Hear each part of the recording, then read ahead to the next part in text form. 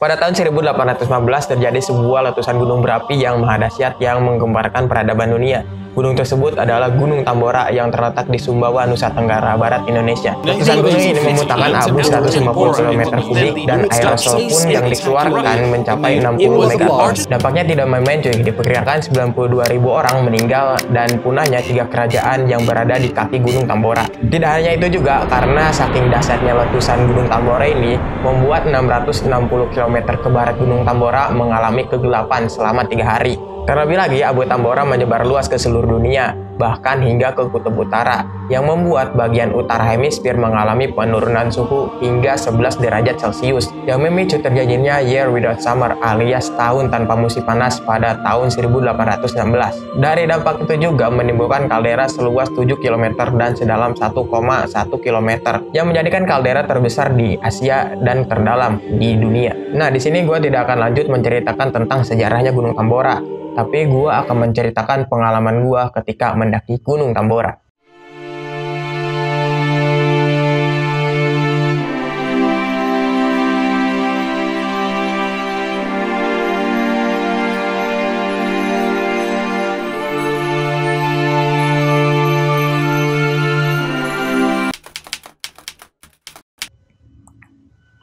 Oke cuy, jadi setelah pulang dari Danau Selain, gue nyampe di Makassarnya malam.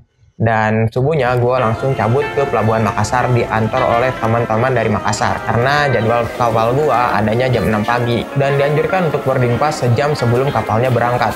Gue pun pamitan dengan kawan-kawan dari Makassar yang telah banyak membantu gue selama gue di Sulawesi. Gue bersyukur dan berterima kasih banget kepada mereka. Lanjut petualang.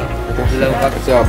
Kesana lah, main lah. Tunggu saja di pintu kapalnya. Lalu setelah itu gua melanjutkan untuk boarding pass dan menunggu koordinasi kalau sudah boleh masuk kapalnya. Nah cuy, untuk ke Tambora ini koneksi gua minim sekali, nggak seperti ke Kalimantan dan Sulawesi kemarin. Gua pun udah mencari sebenarnya barengan dari seminggu sebelum keberangkatan kapal ini, tapi hasilnya nihil. Bener-bener pokoknya susah banget untuk mencari barengan ke Tambora ini. Tapi sedikit beruntungnya seorang kawan dari Makassar menyarankan gua untuk mengechat akun Instagramnya Mahapalast Bima. Katanya mereka bisa membantu gua dan mengarahkan gua jika ingin ke Tambora. Untungnya juga organisasi Mahapalast Bima ini pada baik cuy.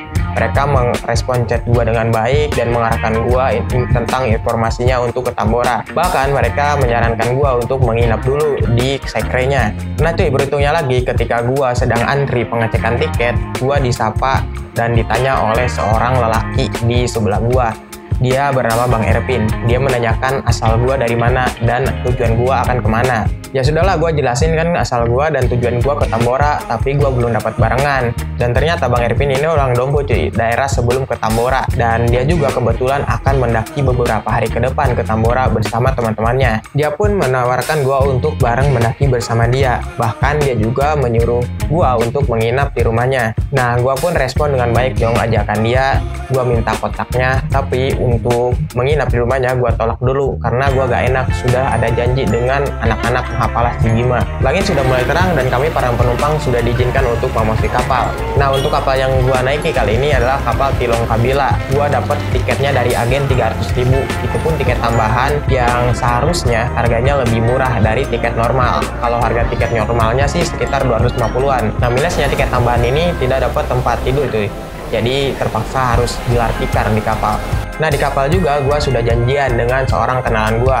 Namanya Bang Pati. Mungkin umurnya 10 tahun lebih tua dari gue. Jadi gue kenal Bang Pati ini di salah satu grup WhatsApp pendaki Sulawesi. Dan dia juga sebenarnya awalnya ingin ikut bersama gue ke Tambora. Cuma dia gak diizinin oleh istrinya. Cuma cuy, Bang Pati ini baik banget dan membantu gue banget. Nah, karena gue kan gak kebagian tempat tidur di kapal dan harus gelar tikar. Tapi Bang Pati ini menyuruh gue untuk tidur di kamar dia. Jadi barang-barang gue aman lah bisa taruh di situ. Dan ketika jam mengambil makan pun gue sering diambilin oleh Bang Pati ini. Nah, pokoknya Bang Pati ini baik banget ya. Tapi sayangnya gue dan Bang Pati ini beda tujuan. Bang Pati turun di Lombok dan sedangkan gue turun di Bima. FYI sebenarnya kapal Tilong Kabila ini tidak menuju ke Bima saja, tapi ke beberapa tempat juga seperti Lombok, Labuan Bajo, Bima, dan sampai ke Bali.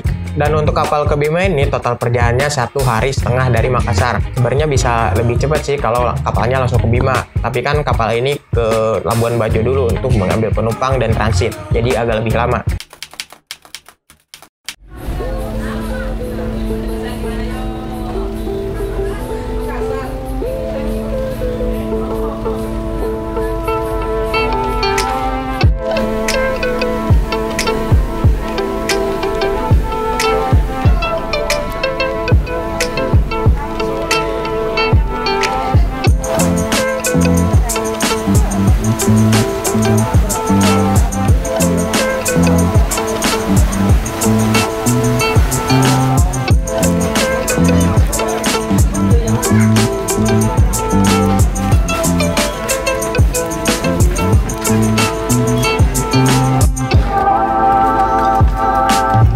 Setelah sehari lebih perjalanan, tepatnya pada siang hari, akhirnya gue tiba juga di Bima, Nusa Tenggara Barat.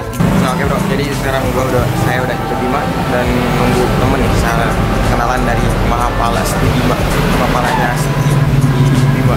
Nah, mereka yang mau menjemput saya. Jadi untuk ke Tambora beda lagi, ada seorang teman. Setelah menunggu beberapa menit, akhirnya seorang anggota dari Mahapalas di Bima ini menjemput gua. Ternyata yang jemputnya cewek cuy, gua kira laki. Jadi ya gimana gitu, agak kurang enak. Yang jemput gua ini adalah Kak Ceri. Jadi dia adalah salah satu anggota yang aktif di organisasi Mahapalas di Bima. Dan ternyata dia yang memegang akun Instagramnya Mahapalas di Bima yang selama ini telah gua kontekan bersama gua. Gua pun langsung diantar ke sekre Mapalanya yang berada di dalam kampus di Bima. Dan sebenarnya nggak terlalu jauh sih dari pelabuhan, mungkin sekitar 20 menitan lah.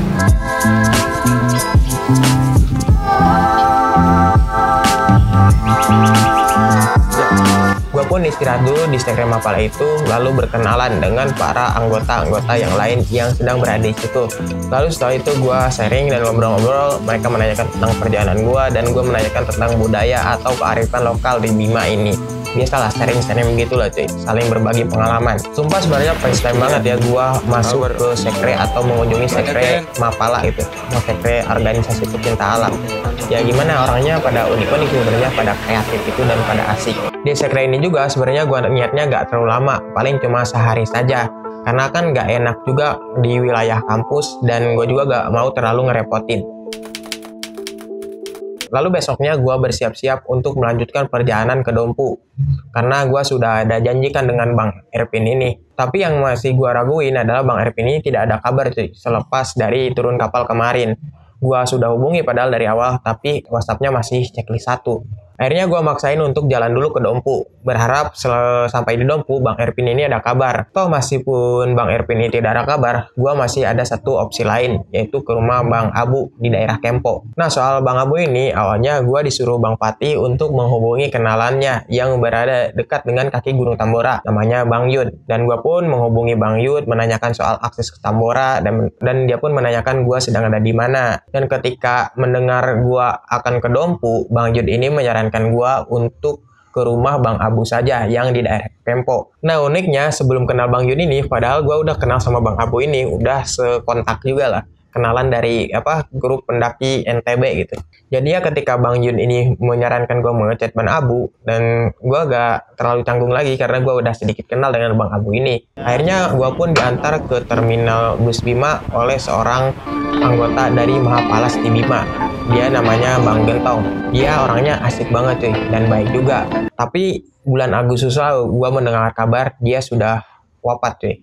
Sebenarnya gak percaya banget sih, karena dia orangnya baik banget dan gue baru ketemu kemarin lah. Perasaan kemarin sehat-sehat aja gitu.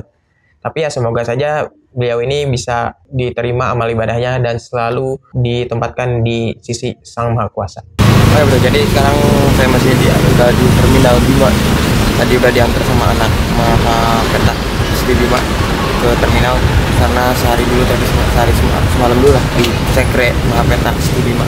Dan sekarang lanjut naik bis ke daerah Kempo mau ke rumah teman karena mau ke Tamboranya mungkin hari Jumat atau Sabtu Minggu lah. Sekarang mau ke sana dulu biar deket ke Tamboranya. Itu gue pun menunggu bis jurusan Calabai. Sebelumnya memang gue sudah dikasih tahu sih sama anak-anak Mahapalas di Bima, jika ingin ke Tambora, naik bis jurusan Calabai, nanti turun di Desa Pancasila. Dan bisnya pun pasti melewati Dompu juga. Setelah sejam menunggu, akhirnya bisnya datang cuy. Di situ gue sebagai penumpang pertama cuy di bis itu. Sambil nunggu bisnya berangkat, gue pun ngobrol-ngobrol sedikit dengan keneknya itu. Biasalah dia menanyakan tentang asal gue dan tujuan gue akan kemana. Akhirnya tak lama kemudian bisnya pun berangkat. Oh iya, bisnya ini mirip seperti bis Metro Mini Kampung Rambutan gitu cuy. Atau Metro Mini yang di Jakarta lah cuy gitu. Yang nggak ada AC-nya, yang non AC. Jadi buat yang suka mabok dalam perjalanan, siap-siap aja cuy kalau naik ke sini. Dan bawahnya juga agak edan cuy.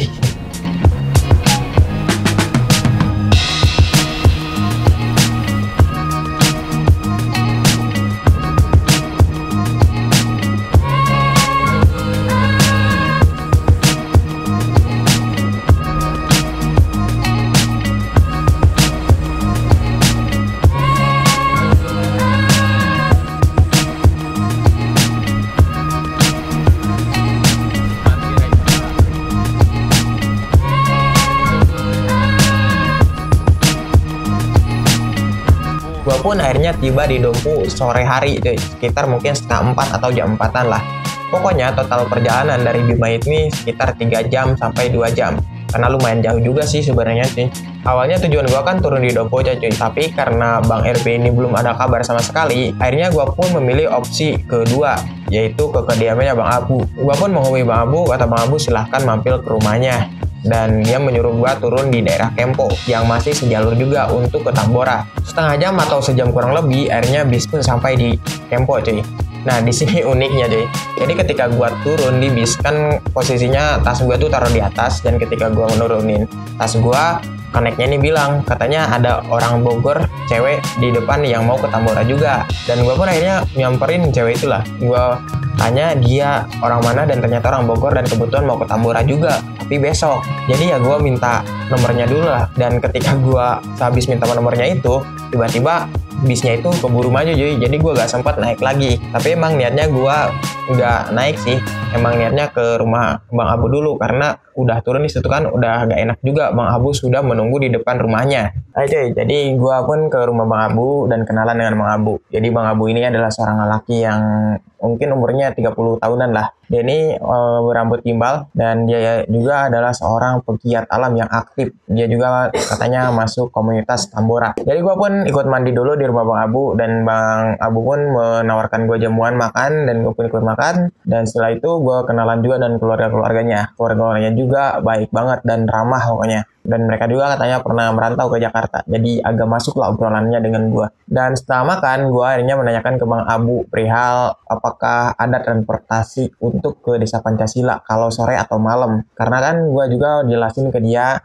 gue ke Tambora ini belum ada barengan, udah nyari dari seminggu yang lalu tapi belum dapet. Dan tadi gue di bis, gue dapet barengan, dan kebetulan itu juga orang Bogor. Jadi itu suatu kesempatan banget buat gue. Dan gue pun jadi ingin nyusul lah ke sana, karena janjian kan sama yang kenalan gue itu waktu di bis. Lalu kata Bang Abu katanya kalau malam tuh agak susah transportasi, apalagi bis sudah tidak ada, paling ada subuh. Dan itu pun tidak pasti adanya. Nah, tapi kata Bang Abu kalau ingin nekat bisa sih ikut truk nyambung ke Calabai, dari Calabai baru lanjut naik ojek ke Desa Pancasilanya. Tapi itu memang risiko sih malam-malam ikut truk. Benar itu akhirnya gue pun memutuskan dengan mantap gue bakalan ikut truk malam ini berangkat ke Desa Calabai.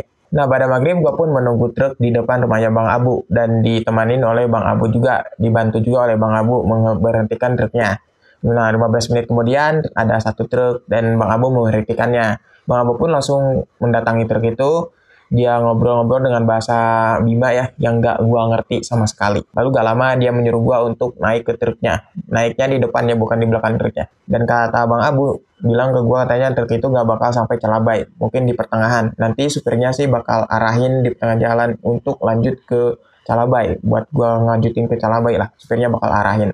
Akhirnya gua pun ikut truk itu, gue pamitan ke Bang Abu, dan truk itu gak lama berangkat. Sepanjang jalan, gue tuh ngobrol-ngobrol bersama supir truk dan keneknya. Biasalah ngobrol tentang asal gue dari mana, dan gue mau kemana. Dan ternyata mereka pada asik tuh, pada baik-baik. Mereka sampai memberi gue makan sama minum. Ya agak seperti yang serem gue bayangin lah. Cuma yang serem jalannya itu emang jalanannya itu kayak apa, bukan perhutanan gitu, tapi lebih ke sapana-sapana gitu lah. Lebih ke kebun. Tapi permukimannya jarang-jarang banget. Jadi mungkin setengah jam lah dari jarak dari pusat permukiman ke permukiman lain.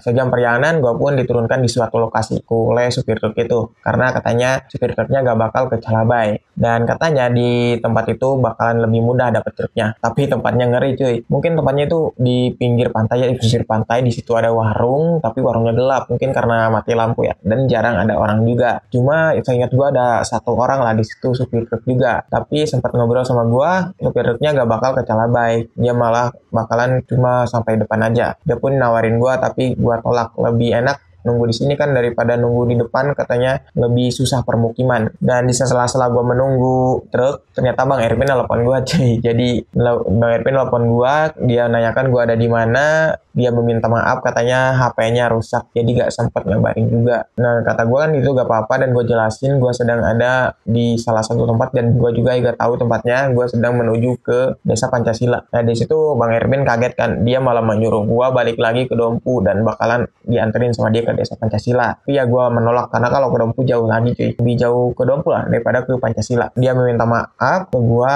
dan akhirnya gak lama ada truk lagi. Nah di situ gue langsung berhentiin truknya dan gue langsung ikut lagi cuy. Ternyata truknya memang kebetulan mau ke Calabai. Ini kebetulan banget sih, laki. Katanya di daerah ke jalur Tambora ini dari Dompu misalnya dari Kempo ke Calabai ini memang kalau masalah ngeberhentiin truk tuh, kalau nge-BM truk tuh lebih mudah sih daripada di perkotaan. Mungkin karena ya supir di sana saling percaya, jarang ada bajing loncat kayak gitu atau kejahatan apa yang lain lah. Nah di sela-sela perjalanan gue pun ngabari Bang Jid lagi menanyakan perihal kalau sudah nyampe di Calabai gue harus naik apa gitu.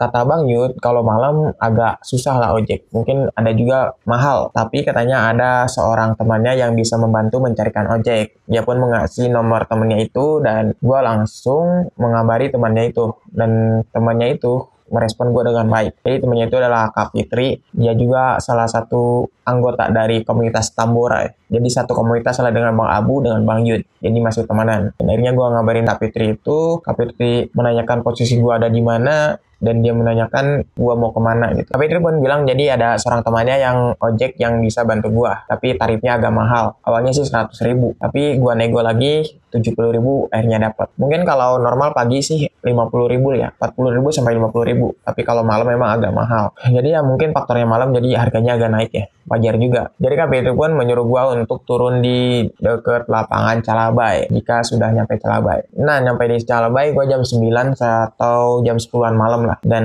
gua turun di deket lapangan Calabai, gak lama ada Kak Fitri nyamperin bersama temannya yang akan mengantar gua. Satu temannya gak tahu saudaranya ya, yang pasti namanya Bang Rangga. Sebelum berangkat gua juga disuruh foto-foto dulu dengan dia minta foto dulu gitu bareng sebagai kenangan lah, dokumentasi. Lalu gue langsung cabs ke Desa Pancasila bareng Bang Rangga dengan motornya. Di perjalanan menuju Desa Pancasila, gue ngobrol-ngobrol bareng Bang Rangga, dan ternyata kocaknya Bang Rangga juga adalah temennya Bang Abu, malah temen dekatnya. Sampai Bang Rangga menelpon Bang Abu dan mengabari kalau gue udah sampai di Calabai dan bersama dia. Nah cuy, kenapa ojeknya agak mahal? Bukan karena malam juga, ternyata jalannya lumayan jauh juga ke Desa Pancasila. Terlebih lagi minimnya penerangan gitu. Jadi ya menurut gue wajar-wajar sih harganya sedih, karena resiko juga kan kalau malam.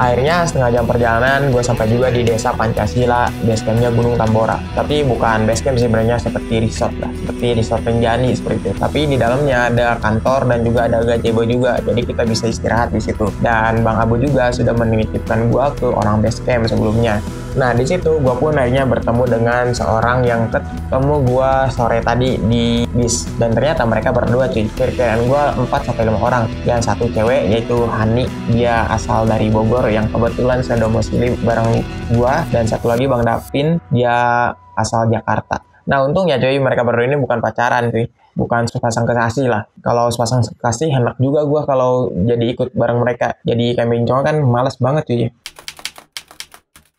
Oke bro, jadi sekarang saya udah di Tambora. Kemarin itu niatnya mau ke Tambora tuh hari Jumat, cuma kebetulan ada sesuatu yang susah jelasin. Jadi kena dapat barengan yang kebetulan dari Bogor dan Jakarta. Dari ada Kak itu apa sih kamu? Ya parah dilupain. Kani ya Kani sama Bang itu apa? Bang Dapin. Halo dong. Hai. Jadi ini Kak Hani ini dari Bogor asli, yang lumayan dekat lah rumah kita ya, sedomisili lah. Iya benar. Terus ini ada Bang Dapin. Halo. Ya, jadi mereka nih lagi magang ya, kebetulan di Rinjani, terus ketemu lah di bis kemarin. Unik lah pokoknya ceritanya. Jadi rencana kita trekking bertiga hari ini. Iya mungkin sekarang udah packing semua, mungkin tinggal sarapan terus kita cabut deh.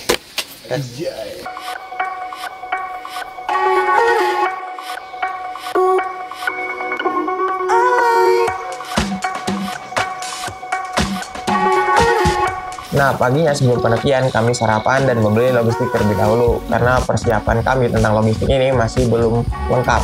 Yang jadi PR sih cuy, itu jarak walnya sekitar 2 km, mungkin setengah jam lah kalau jalan. Tapi kalau PP jadi mungkin hampir 40 menit atau enggak sejaman. Jadi mau gak mau ya kita harus jalan karena di situ jarang banget angkutan kan. Seberes membeli perbekalan dan sarapan, kami pun lanjut untuk registrasi. Nah, untuk registrasinya seperti gunung pada umumnya, gak ribet kok. Gak harus pakai vaksin atau surat sehat, cuma pakai KTP saja dan nyantumin nomor HP yang aktif. Tapi KTP-nya ya ditahan ya cuy. Nah, untuk biaya semaksinya sih lumayan murah banget cuy. Perharinya 5.000 kalau weekday, kalau weekend sih 7.500. Jadi karena gua 2 hari dan masuk dari weekday ke weekend, jadi semaksi gua 12.500. Itu terbilang murah banget sih menurut gua untuk kawasan Taman Nasional. Nah, rencananya juga gua kan mau naik 3 hari, tapi karena Bang Dapin ini gak bisa 3 hari, jadi kami memilih untuk 2 hari saja.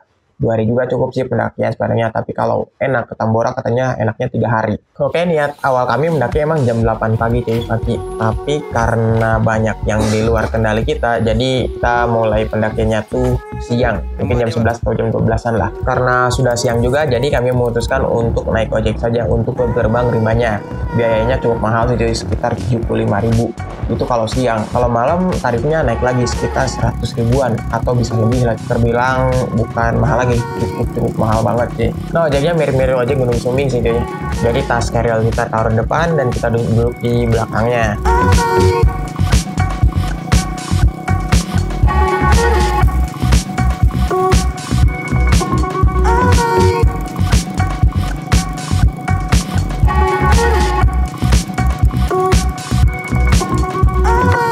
Nah, awalnya kita berpikiran untuk pulangnya gak usah naik ojek lagi deh gitu, karena kan terlalu mahal lah. Tapi setelah dipikir-pikir, kita kayaknya harus naik ojek lagi deh, karena jalannya itu melewati beberapa permukiman cuy, banyak percabangan juga, terus memasuki ke kebun kopi, dan terlebih lagi cuy, minimnya petunjuk untuk ke jalur pendakiannya. Jadi buat kita yang first time ke sana mungkin lebih cocok naik ojek ya. Bersyukur banget naik ojek itu. Kalau nggak naik ojek mungkin makan waktu yang lama banget, sekitar 3 jam mungkin.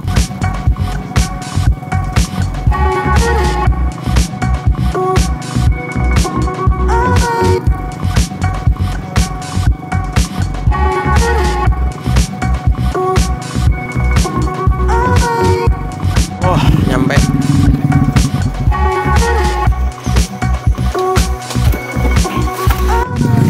Wah, gimana kakak? Jauh gak? Worth it ya 75? Worth it banget ya. Jauh saya. Jauh nggak? Coba aja kalau ke Rinjani Sebalun tuh kan gak segini ya maksudnya. Iya. Ke Torian juga 50 gak segitu ya? Jauh bang, Torian mah enteng banget. Maksudnya jalurnya bener-bener lewatin kampung dikit. Oke bro, jadi kita udah nyampe pos 1 jam 11.10 waktu Indonesia Timur ya. Timur apa Tenggara sih? Tengah. Oh, tengah ya? Wita ya, Wita Indonesia. Dan tadi naik ojek tuh dari base camp ke sini setengah jam lah. Cuma emang jauh banget, kalau jalan tuh sampai 3-4 jam lah mungkin. Dan juga belum sampai pos 1. Udah gawa ojeknya 75, tapi worth it banget karena jauh banget dan banyak cabang-cabang gitu. Nggak ada tanda-tandanya. Baik cabang. Ya. Tapi kalau nggak ini Bisa sasar kita. nyasar sih. Ya. Oke, mungkin kita sekarang mau jalan lagi, lanjut ke pos 1. Setengah jam katanya. Lembu adik. Yuk, sebelum memulai perjalanan, langkah baik kita berdoa mulai.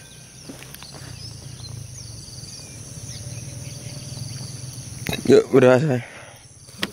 Yuk, gak usah gini-ginian lah, pusing. Setelah berdoa, kami pun langsung memulai pendakian. Karena di sini gerbang Rimbanya, jadi trek langsung memasuki hutan. Trek pun landai dan kadang sedikit menanjak juga.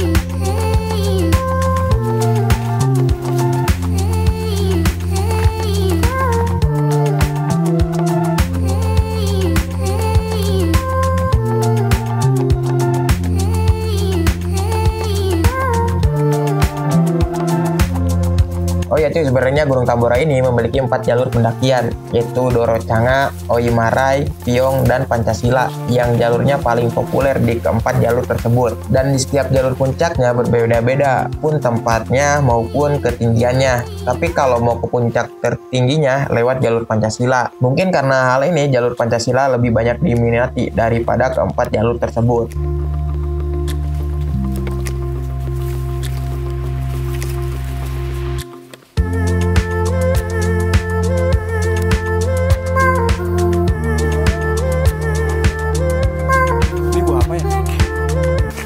Ngopi bang.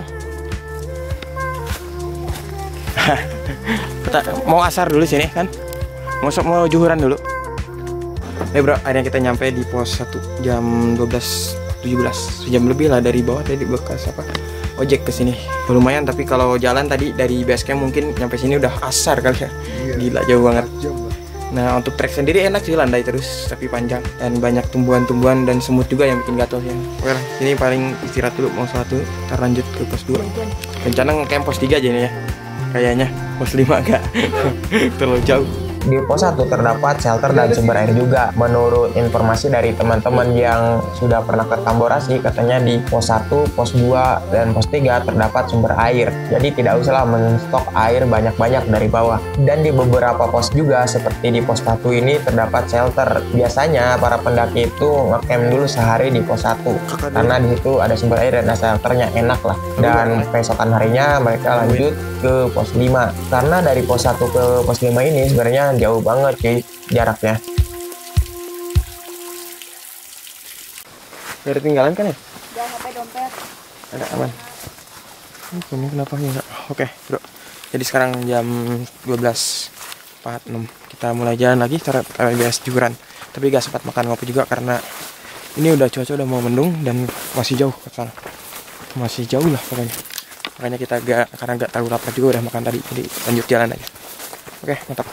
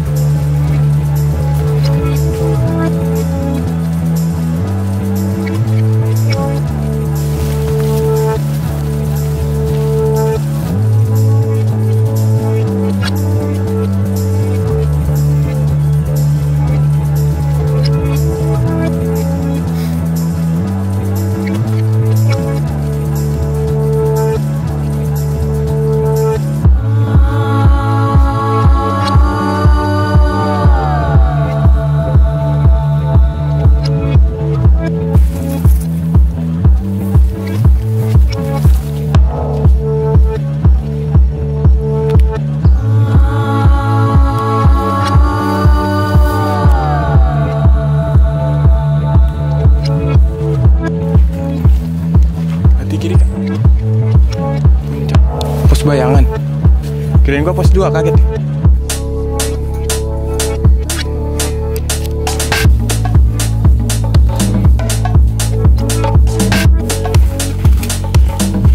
Untuk trek ke pos 2 ini mostly landai cuy. Ada beberapa tanjakan juga sih, tapi gak terlalu nanjak banget, masih ramah lah. Di sini juga banyak pohon tumbang yang menghalangi jalur. Jadi sesekali kita harus melewatinya dengan cara menunduk atau melangkahinya. Itu juga jadi salah satu tantangannya sih. Hutannya pun gak nentu cuy, kadang hutan lebat dan kadang juga hutan terbuka. Jadi ya kadang sejuk dan kadang juga panas. Di mana-mana ada pacet.